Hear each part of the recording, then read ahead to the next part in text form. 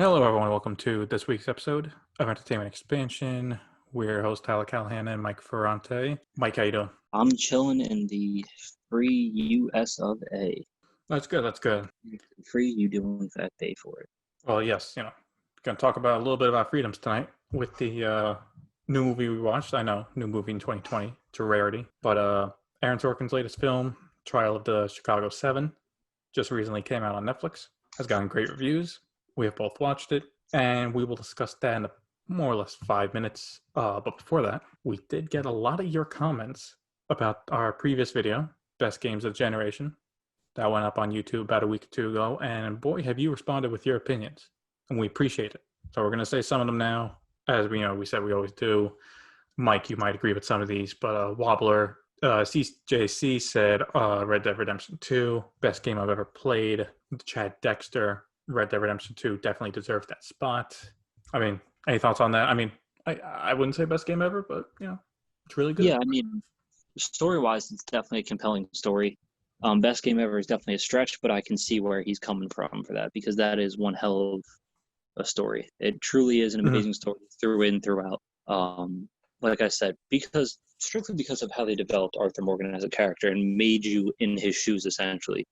Because a lot of characters you just kind of play as, you don't necessarily play through, which I think Rockstar did a nice job kind of putting you in his shoes. You always know where his head's at. This way, the gamer and the character are kind of on the same page at all times.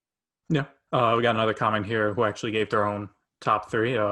Shell Shocked Ant, Last of Us 2, Red Dead 2, and Spider-Man. I mean, I don't think we really talked about Spider-Man, but it was a pretty good game. It's a good game, but I think the things that works against Spider-Man being an amazing game is the fact that it was a very short game. Yeah. And there's not much replayability afterwards. Yeah, once you kind of beat everything and like platinum it like we have, there's really nothing to do. Mm-hmm. But I mean, they definitely nailed down the mechanics of web swinging, combat. The game itself was beautiful. It flowed nicely. It looked great. The story was nice. Like I said, it just could have been a little bit longer. And I think it definitely would have made one of our top spots. Yeah. Another one, Simp, great username. Modern Warfare, Resident Evil 2, and Mortal Kombat 11. I haven't really played a lot of Mortal Kombat, so let's take his word for it. That's pretty good. I've seen good things about it, and I mean, they definitely keep adding interesting characters. They definitely do. I've been getting around, or meaning to get around to playing it. And they just added Rambo. No, that's interesting. I haven't played a Mortal Kombat game in years, but I keep hearing good things about it. And his list, I kind of like it. Yeah, and we got one more here with their own list from Purple Emoji. Witcher 3, God of War, Red Dead Redemption 2, and Bloodborne. Shout out to her giving Bloodborne the respect it deserves. He kind of picked 4, but hey, there's a lot of good games this generation. So there definitely was. It was hard to only pick a few. It was. We could have easily went to like 5 or 10. But definitely from the comments, a lot of people keeping it civil, which is good. I see a lot of back and forth on Last of Us 2. I understand. Let's try and keep it civil. But definitely, I'm surprised Red Dead Redemption 2 is getting a lot of love. Yep. But listen, all you guys listening, don't worry. We have a plan. Keep sending us some love. We'll keep responding to your comments. As always, we appreciate any comments we get. Anything that we can answer that makes sense to answer, we absolutely will answer. But keep having some faith. And let's move on to today's topic. But you're telling me today's topic is not Tahiti? Tahiti. Okay, just had to throw it in there. But yeah. I'm sorry, we can't really respond to those comments, but I had to give you guys a shout out for that. All right, so Trial of the Chicago 7. What is it? Back in the late 60s, you had multiple groups want to protest the Vietnam War. They had the Chicago, where the Democratic National Convention was happening. They go there looking for permits. They don't get the permits. Stuff happens. And 5-6 months later, Nixon's elected. New attorney general for him is like, you know what? No. Last one said we're not going to press charges. We're pressing charges. We want to give them the max. And they arrest them. And now we have the trial. Star-studded cast, I got to say. Yeah, let's absolutely. start with that. Yeah. The cast is definitely A1. What I think was really special about this movie is how they kind of threw you in blind a little bit, and they gave you more and more backstory as the story unfolded. I mean, despite the cheesy ending, which I know both of us didn't really like too much, but the movie itself wasn't really boring. For a movie that didn't really have a lot of action, it was a lot of dialogue, it keeps you interested the entire time. Now, And that's yes, Aaron this Sorkin's is, like specialty, right? He's the guy that his writing can keep you entertained throughout the movie, and it did for this one. it does. It definitely doesn't disappoint. Now, the one thing I will say about this movie, yes, it is a glorified movie, but this is U.S. history. Like, on the premise of this movie, this actually happened. And not too long ago either. And kind of resonates to today as well. It does. Today, when we are living in a nation which is so divided, I mean, sometimes history really does repeat itself. It But does. we're not going to turn this into a social commentary. We're here to talk about the movie.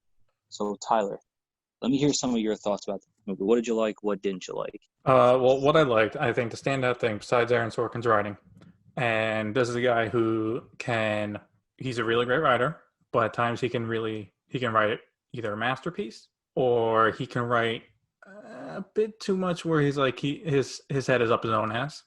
This script, for the most part, besides the ending, was very good. It did feel like an Aaron Sorkin script, but did not feel like at any point it went off the rails. Correct. Which is good. Personally, I felt his last HBO show, Newsroom, toward the end kind of went off the rails. Just to give that as an example, the standout thing for me is, and because he also directed this, is the pacing of the movie. I think it's the best part of the movie. You are just jumped right in to a montage of the different groups, what they're doing. So within 5 minutes before the title cuts, you know who the characters are, you know why they're going to Chicago, and you understand what the main group is. You then cut to the beginning of the trial, and then, like you said, we see what happened throughout the movie. And I think that worked a lot better and kept us engaged than, say, have the first third be the riot and then the 2/3 be a trial and aftermath. Agreed. I think the flashbacks broke up the movie nicely and kept the movie kind of on a consistent pace to where you're not too bored by it. And I do have to give, it's not a spoiler, but there's one scene toward the end where you have Eddie Redmayne's character being interrogated as practice. That scene where it builds up back and forth from the dialogue, the flashback, the forward, is very, very similar and done just as well in another movie he wrote, which was the Steve Jobs movie with Michael Fassbender. There's one scene in there that, again, has the same thing, back and forth. The music is, pumping up and it's getting real, like, not what's happening, but the tension is really high. And he pulled it off again here, and I give shout out to that scene. Yeah, I mean, as a whole, this movie I liked it a lot more than I thought I was going to. Honestly, I didn't really have much expectations for the movie. It was just kind of like, Tyler told me to watch it, and I was like, yeah, okay. It's a new movie of 2020. We got to talk about something, right? But I ended up really enjoying this movie, just solely based off the script, the acting, how it kept me interested throughout it. Like, I wasn't really expecting to be drawn into the movie like this. But yeah, like you said, acting was phenomenal. There was a couple of things that kind of missed me a little bit. Like, for example, I'm forgetting his name here. The president of the Black Panther Party that was there for like 2 hours, but still got dragged into it. One of his other Chapel's presidents, who was kind of giving him advice, and then he was murdered. So I didn't really understand what they meant, like that he was murdered, because I don't really remember them saying too much about the characters' names when they said, "Oh, so and so is dead." I'm like, all right, who's that? From what I gathered, and I did look up a little history after watching the movie. Apparently, Hollywood is doing a movie just based on that guy as well, and the events that went down with that. I'm sure, because but basically, I was gonna say, realistically, this whole, and I did do a little bit of background digging on this too, because it got me curious about the actual events. This really was a political trial. It was a trial to set an example to every group involved: the free-thinking college students, the stoner hippies, and the Black Panther Party. And that the judge was so bad that they toned them down for the movie, which I don't know how you tone that down. Yeah, I mean, there was that one scene, I'm not going to give too much away, but where they kind of did the president of the Black Panther Party really dirty. Yeah. You know what I'm talking about? Oh yeah, I know the scene. Look, I'm gonna be honest. If I was Mark Mark Rylance, if I was their lawyer, I would have fucking lost it, and I would have strangled the judge in front of everyone. And I don't think the prosecutors would have stopped me. Well, the one prosecutor seemed like an asshole, but the one Joseph Gordon-Levitt played, but that's what got that case dismissed, Yeah. essentially. Which is good that, you know, people talked about that judge after the fact and they're all like, yeah, this dude was unfit to serve because he was extremely prejudiced. He did not rule with an open mind, and he was kind of after his own agenda as well. Yeah, no, the guy that played the judge, I forget his name, but he did a fantastic job because I fucking hated that piece of shit. Oh yeah, Perfect. he was denying him the right to defend himself because his lawyer wasn't able to, which technically you can do. Even at that time, you could have defended yourself, but that was denied. Like, it was just, anytime like he got up, because you're feeling for this guy too, because like this guy just got brought into some serious bullshit. All he Like, wanted to do was make a speech in Chicago and then leave. That's it. Yeah, because it's funny, even throughout the flashbacks of the movie, you don't see him anywhere. No. Anywhere. He's not on the bridge scene. He's not at the camps. He's not with the police. Nope. And when he said, I'm only here because they wanted a black man here to make it scary. He's right. And it was very accurate because he was not a part of that group at all. He was not a part of any group that became violent. He literally was just dragged in because of the color of his skin, because it was an easier conviction. And it was, like I said, it wanted to be a political trial and send a political message. Yeah, no, like, I think you just brought up a good point where, like, you don't see him in the flashbacks at all. So it kind of makes sense when he's dismissed with the mistrial, you don't see him again. It fits because you're going to get to the serious parts of the trial now. And he's not involved in the actual events. No, not at all. I think another thing stood out is for an ensemble cast, they actually juggled most of the characters pretty well. Yeah, they did. There's not one or two characters that are like, okay, well, these guys are definitely the lead. It's like, no, there's equal time between. I mean, if I had to name two, it's Sacha Baron Cohen and Eddie Redmayne, but that's because of the ideals they have for each group. But everyone else gets their say in a matter as well. Of course. For issues with the movie, yeah, it really is a shame. Like, the last 2 minutes just went like cheesy Hollywood ending, and really I feel he could write something better than that. It was like, really? Okay. Also, I guess you could say it's kind of a stupid negative reason, but honestly, I would have preferred like a 3-hour version of this. Like, that 2 hours went by real quick. It did. And it did jump because the actual court case took about 6-7 months to actually do. So yep. I wouldn't have minded more of those proceedings. I wouldn't have either, but at the same time, I don't know if I could get through the entire movie with a judge like that. It's stuff like that, but it was boiling my blood. No, me too. But I guess kind of messed up. I wanted to see his reaction. So, like, again, not a major spoiler, but when most of the defendants don't rise because of what the judge does, and he just looks at them and leaves, I want to see his reaction to the next day or the day after, where they don't rise still because of his they don't approve of him. Yeah, it's stuff like that. But this honestly, this could have been a HBO miniseries. It could have. That might have been a little much. I mean, I feel like it's stretched at like 4 or 6 hour episodes. But then also, to be fair, if you were to do that, you would also have to show the appeals part and them getting out. Yeah. Which that's a whole other bag of worms. Yeah. Do you want to talk about the surprise cameo of Michael Keaton? Yes, Mr. Batman makes an appearance. Yeah. Fucking Michael Keaton, man. This man's just a legend. What can we say about Michael Keaton that you guys don't already know? I mean, I do like how 2/3 of the movie we just drop in like, oh, what are we gonna do now? Well, I guess we'll go see Michael Keaton. Yeah, but that was also another crazy fucking thing too, where the judge kind of tried to sweep that under the rug. It's true, but I also noticed, and this is great writing, is that the judge is an asshole to literally every single person but the prosecutors. He only showed respect and pleaded with the former attorney general to not go any further. And Michael Keaton didn't give a fuck. No, because Michael Keaton was all about justice and justice being served. Because this is going to be a shock here, but police brutality in Chicago, that was a thing. Just kidding. It still is a thing. It's still a thing in many places. Yeah, not much has changed. But yeah, the FBI knew it, the CIA knew it, like, especially cops back then. There was literally The United States has a very bad history when it comes to policing. It's gradually getting better. Now, I'm going to get a lot of hate for this, but back in those days, you didn't need a college education. You needed a high school diploma to be a cop. Sure. These days, you do need a college education, and that doesn't necessarily mean much, but realistically, they want you to at least have an associate's. The more credits, the better. There are a lot more testing involved with becoming a cop. Back then, there really wasn't. It was really like, all right, high school diploma, you're good to go. Like, there wasn't really a psychological evaluation. There wasn't an in-depth hiring process like there is now. It was pretty much you're 18, high school diploma, here's a badge, here's a gun, here's an officer that you're going to train with. There was no police academies, there was no nothing like that. So bad cops were, it was a shitty time. I'm not going to lie. No, it's definitely a rough time. And I mean, Eddie Redmayne and Sacha Baron Cohen's discussion toward the end about what they want to be remembered for. I mean, they were both kind of right in their own way. You know, Eddie Redmayne worried Absolutely.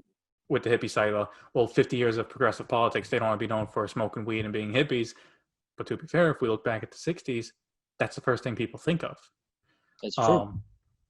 But Sacha Baron Cohen's character is also correct in that if you don't have money, you need to make the cameras point to you. So the events that they do does at least point attention to the matter. And then that's a tactic that's still used today with the protests in the streets. Oh, of course. If you're not getting on TV on CNN, you're not allowed interviews, well, then you make the cameras come to you. So they were both right about the future, but script in hindsight works. Yeah, I mean, like I said, movie's good. I definitely strongly recommend it. I do hope this is going to be one of those movies that is like a required viewing in like high schools. Yeah, for I would say in like a good history or civics course, because I don't know about you, but some of the movies I've seen in my high school, it's like kind of pushing on why we need to see it. Yeah, I mean, this movie is definitely a little rough at times. This is going to be another shock, but that one scene with the frat guys, where Oh yeah, the flag. Once again, what I'm going to say is very shocking, and it's disgusting, but it's also a shock if you catch my drift, where the frat guys kind of knock the girl off, the hippie girl that was holding the flag, and then they were attempting to rape her. Now, I know what you're thinking. Frat guys and rape, that never happens. Not even to this day. But it's, no matter what, that's such a disgusting thing to just kind of witness and see that still happens to this day, which is completely disgusting. But that's why I kind of think this won't necessarily be shown in high schools because of such graphic intent. And, you do see the full brutality of police officers as well. I was surprised at how bloody it got when they actually showed the riots that they talk about throughout the entire movie. Yeah, it definitely gets pretty brutal at times. This was clearly a rated R movie if it did come to theaters. Yes. So that's what I think kind of holds it back as far as educational purposes. But I would say college then. Like I feel it's a movie that should be like professors should show. Absolutely, because there's a lot to learn from it. And to be fair, between Black Lives Matter and the Me Too movement, like what you said about the rape, it's like both issues literally still happen today. Correct. And police brutality. Mm-hmm. Yeah. Like I understand why Aaron Sorkin wanted this movie out before the election. It makes sense. Yeah. This movie is very relevant today as it was back in the 60s. Yeah. Which is, it's kind of upsetting. But I think the biggest issue with that is, and not to get too political again, which it's kind of hard not to when talking about a movie like this. Sure. In our history books, all the pictures we see about the 60s and the race riots and civil rights movements, women's suffrage, it's all in black and white. There were color pictures all throughout that generation. The thing is, it's made in black and white to kind of distance it from where we are today. Make it seem like it was so long ago, but realistically it wasn't. Yeah, you're right. I mean, if we have younger people, watching this, people around our age, your parents are just being born now around this time, and it's still happening. So, like your grandparents lived through this. Mm-hmm. This isn't that long ago. Yeah, go talk to your grandparents about what they were watching on TV or reading in the paper. We're not talking about World War I or when the locomotive was just invented. We're literally talking about several decades. Not that crazy of a time span. So I think it's definitely important to look back so we can avoid running into the same issues of history repeating itself going forward. Because the more you try to forget about the past, the more likely you are to repeat the past. Yeah, I know that's an old saying, but it really is as simple as that. People get too complacent. You need to know, what did not work before and learn from it. And hopefully, this movie helps a bit, I guess, for younger people. Because older people, I don't think this movie's going to change their mind or anything.